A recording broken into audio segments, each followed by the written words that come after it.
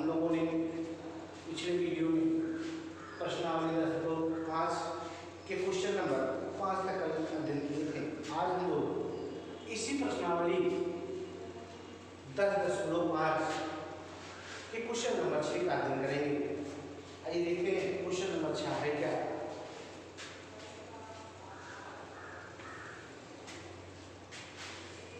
ए B C D एक चक्रीय चतुर्भुज है। ए बी सी एक चक्रीय ए बी सी एक चक्रीय चतुर्भुज है।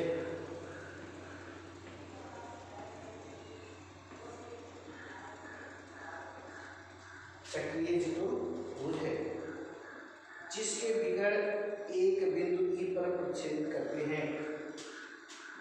जिसके विकर्ण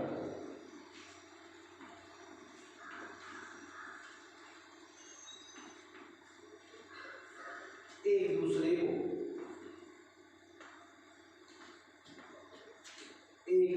को बिंदु ई पर प्रतिच्छेद करते हैं। प्रतिच्छेद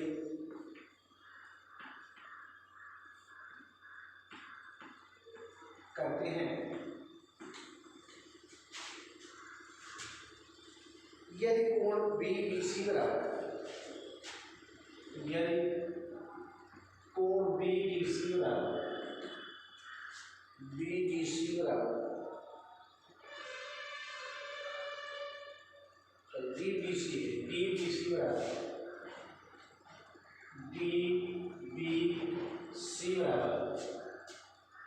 DBC बराबर 70 अंश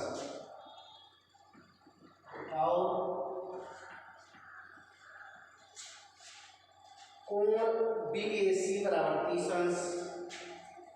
कोण BAC बराबर 30 अंश हो तो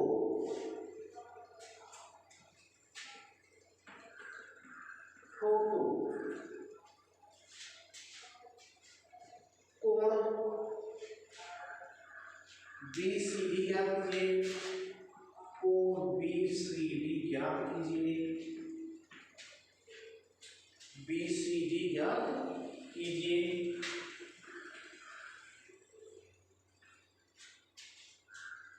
और पुनः यदि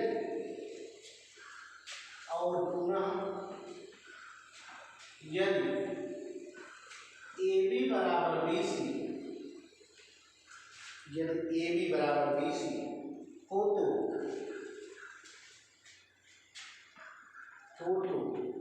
एंगल ECD ज्ञात कीजिए।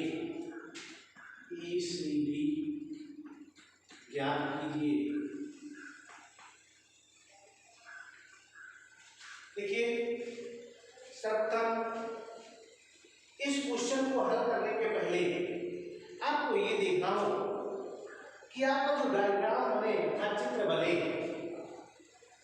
वो सही बने। यदि चित्र बन गया तब आपको हल करने में कठिनाई नहीं होगी।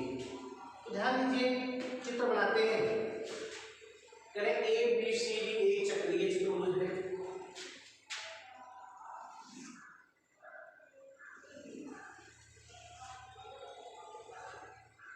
ABCD एक चक्रीय चतुर्भुज है।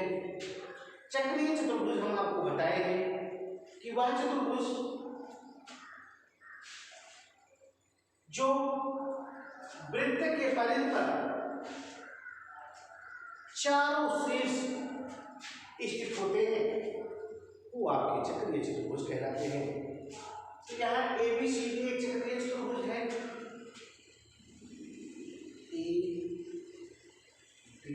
यहाँ लिखते हैं ABC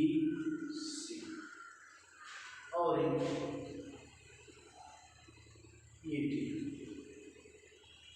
ये आपका हो गया चक्रीय चतुर्भुज। चक्रीय देखिए चारों जो शीर्ष हैं A B C और D ये चारों वृत्त के परिधि पर स्थित है। देखिए ये भी परिधि पर है ये भी आपका परिधि पर है और ये भी आपका परिधि पर है, ये भी, तो ये आपका क्षैतिज चतुर्भुज हो गया। आगे कहें जिसके विकर्ण एक दूसरे को ई पर प्रतिच्छेदित करते हैं, जिसके विकर्ण, एक विकर्ण ये हो गया बीडी और एक विकर्ण ये हो गया आपका एसी, कहां पर बिंदु ई पर प्रतिच्छेदित कर रहे हैं, प्रतिच्छेदित करते हैं। यदि आगे कहा गया है यदि कोण डीबीसी, कोण डीबीसी, यही कहा गया है कोण डीबीसी बराबर 70 अंश, ये आपका 70 अंश है। और क्या कहा गया है कोण बीएसी बराबर 30 अंश, कोण बीएसी बराबर 30 अंश। तो कोण बीसीडी ज्ञात कीजिए, कोण बीसीडी ज्ञात कीजिए, ये आपको हमको ज्ञात करना है जी। ठीक, तो ध्यान दीजिए, स्टार्ट करते हैं हम। आप लिखेंगे चूंकि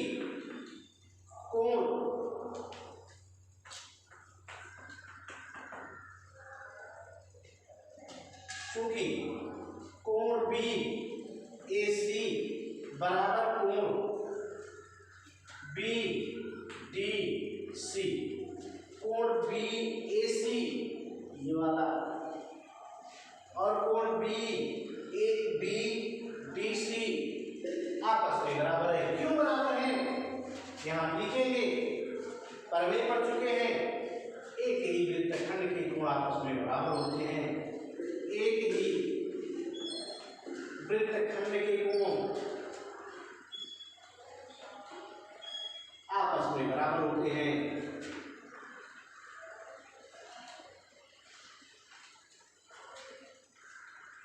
आपस में बराबर होते हैं। ठीक, ये आपका प्रमेय है। कोण बी ए सी, बी ए सी बराबर कोण बी डी सी। जब बी ए सी बराबर 30 अंश है, यहाँ 30 लिखेंगे कोण बी डी सी बराबर कितना आ गया 30 अंश, तो आएगी बी डी सी बराबर 30 अंश। सभी गणित मानिए चाहे वो परिवेश कुछ भी, तो यहाँ पर आप देखेंगे एक त्रिभुज लेते हैं ट्रायंगल, त्रिभुज ध्यानपूर्वक देखिएगा B D C, B D C ने आपका यह कोण आ गया 30 अंश, इतना आ गया 30 अंश। तब आप कहते हैं कि किसी भी त्रिभुज के तीनों अंतः कोण का योगफल 180 अंश होता है, तो आप लिखेंगे यहाँ कोण बीसीडी प्लस कोण सीडीबी प्लस कोण डीबीसी बराबर 180 अंश। कोण बीसीडी हमें ज्ञात करना है, तो इसके स्थान पे बीसीडी लिखते हैं। फिर प्लस कोण सीडीबी, आपका आया है 30 अंश, या बीडीसी बाकी की हुआ 30 अंश। कोण डीबीसी आपको दिया है 70 अंश है, इसके स्थान पर 70 लिखेंगे बराबर। तो कोण बी सी डी 70 300 जोड़ेंगे दोनों को, अब आएगा 180, 100 उधर ले जाएंगे तो ये आपका माइनस हो जाएगा। एंगल बी सी डी बराबर 180 माइनस 100, तो आपका आ जाएगा 80। एक आंसर आ गया, कोण बी सी डी बराबर 80। ठीक, अब आगे हम आपको बताते हैं, क्वेश्चन मिटा देते हैं। यहां तक तो आपका साल हो गया। अब यहां आगे क्या पूछा गया है, और यदि AB बराबर BC तो वो तो याद कीजिए CD का मान क्या कहा गया है, BCD बराबर कितना 80 अंश।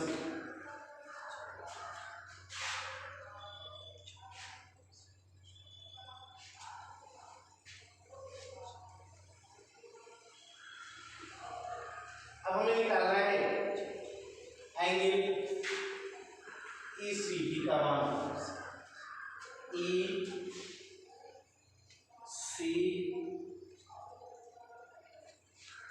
ECD का मान। चूंकि त्रिभुज ABC में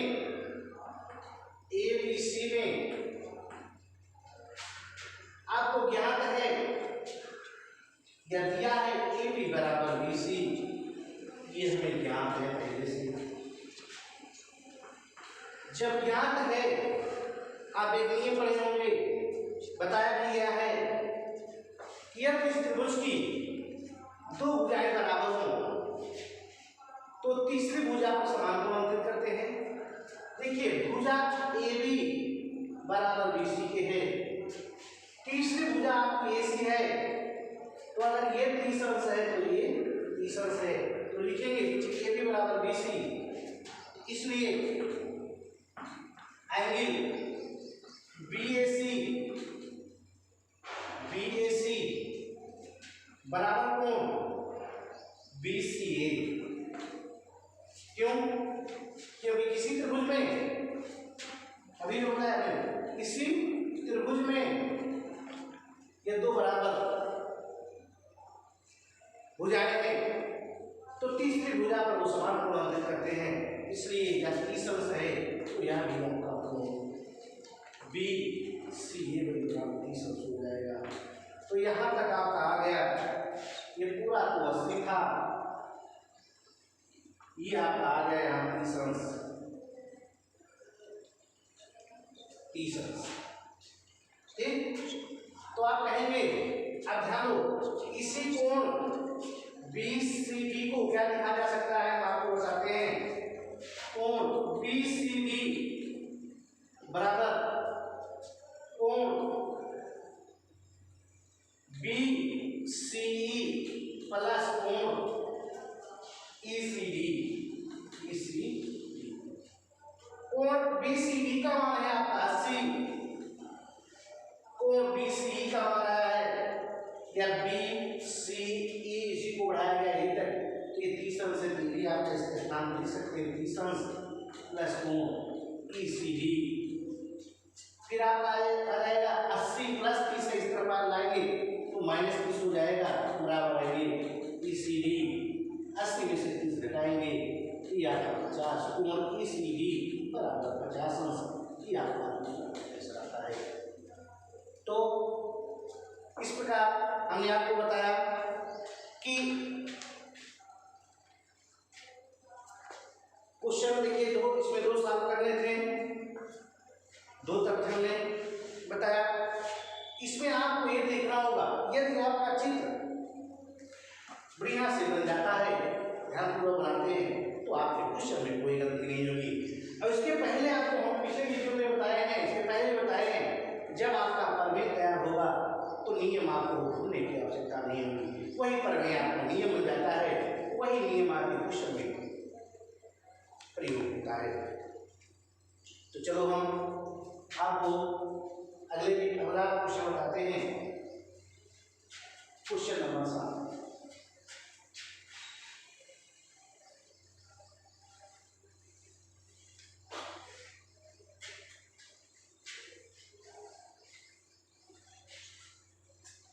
क्वेश्चन नंबर 7, ये क्या क्वेश्चन नंबर 7 है क्या?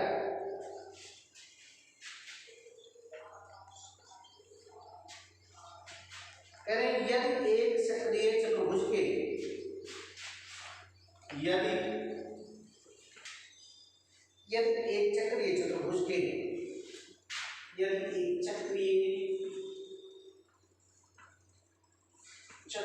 के विकर्ण उनके शीर्षों से जाने वाले वृत्त के व्यास हों, विकर्ण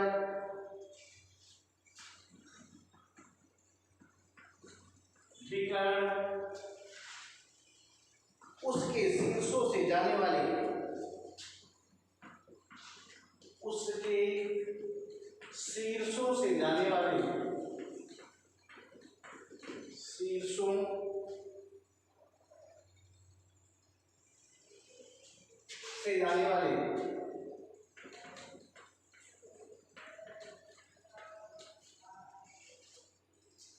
जाने वाले वृत्त के व्यास हों, वृत्त के व्यास हों, वृत्त के व्यास हों, तो सिद्ध कीजिए कि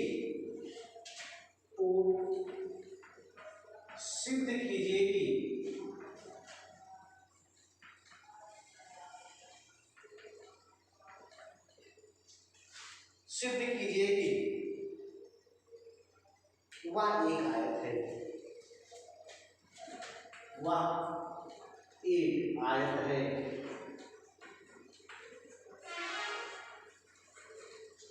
आयत सिद्ध करने के पहले आपको ये जानना होगा कि आयत का कंडीशन क्या होता है। आयत की आमने सामने की भुजाएं बराबर तथा समांतर भी कह सकते हैं, और प्रत्येक कोण 90 अंश का हो तो आप कह सकते हैं वह आयत है। समझ में आया? जैसे यहाँ देखिए A B C D example के तौर पर हम आपको दे रहे हैं, इस तरीके से कहीं भी चित्र बना दो तो आप सिद्ध कर दें या इसके समांतर तथा या बराबर है, और या एक कोण ये भी 90 अंश है, ये भी 90 अंश है, और ये भी दोनों समांतर और बराबर है, तो हम कह सकते हैं यह एक आयत है। तो हम पहले चित्र बनाते हैं। या यदि एक चक्रीय चतुर्भुज के विकर्ण, तो एक चक्रीय चतुर्भुज बनाते हैं।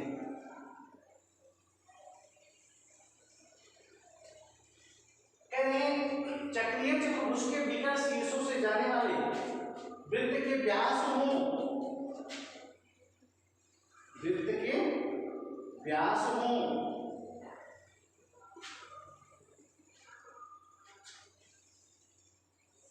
देखिए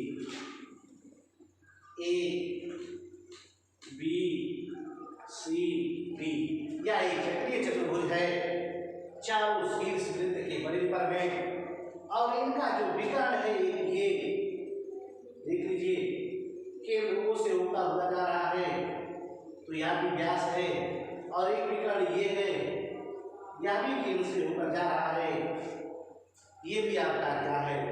व्यास है। अर्थात दोनों विकर्ण आपके क्या है? व्यास हैं। देखिए उसके बाद क्या कहा वृत्त के व्यास हो तो सिद्ध कीजिए कि वह एक आयत है, तो सिद्ध कीजिए वह एक आयत है। त्रिभुज हम ले रहे हैं, त्रिभुज हल कर रहे हैं। त्रिभुज AOD तथा त्रिभुज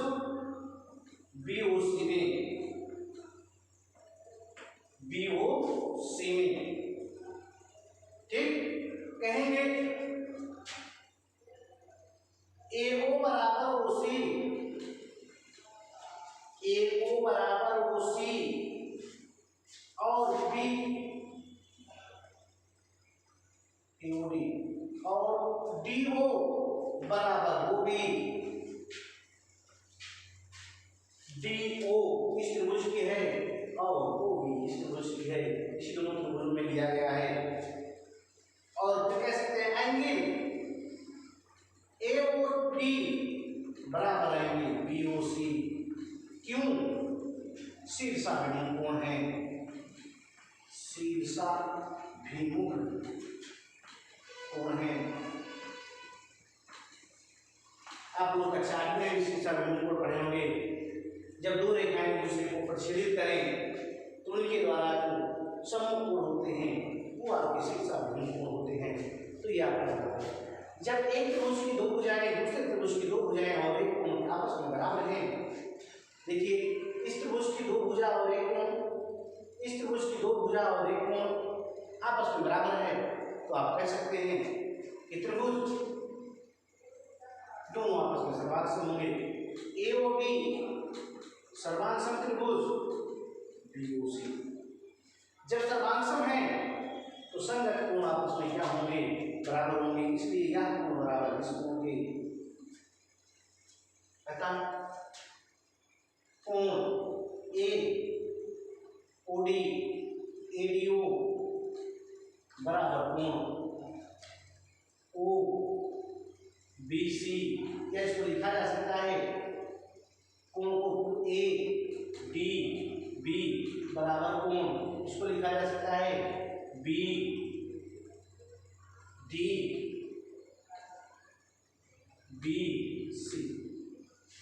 जब बराबर है तो एक कौन सा प्रतिबंध स्थापित करेंगे? एकांतर कोण है और ये दोनों त्रिभुज बराबर हैं, संगत भुजाएं भी बराबर हैं, इसलिए कोण एक भुजा एडी बराबर बीसी। तो आप कह सकते हैं कि जब यह दोनों एडी बराबर बीसी और एकांतर प्रतिबंध से ये दोनों एकांतर को बना रहे हैं तो कह सकते हैं भुजा एडी बराबर बीसी आपका ये सिद्ध हो गया ना। इसी प्रकार आप लिख सकते हैं, इसी प्रकार त्रिभुज ए ओ बी तथा त्रिभुज डी ओ सी में इसी प्रकार का मतलब जैसे हम यहां से लिखे हैं इसी प्रकार आप लिख सकते हैं कि ए बी सिद्ध कर सकते हैं ए बी बराबर डी सी, ए बी बराबर डी सी। तो हमने क्या सिद्ध किया अब तक कि भुजा ए बी बराबर बी सी और भुजा ए बी बराबर बी सी, यहां तक सिद्ध किया। एक कंडीशन बचा है, वह कौन सा है कि अगर हम सिद्ध करते हैं यह कोण 90 अंश है और यह भी 90 अंश है तो हम इसको आयत कह सकते हैं। तो आइए देखते हैं कैसे करते हैं इसको नोट कर लीजिएगा आप लोग।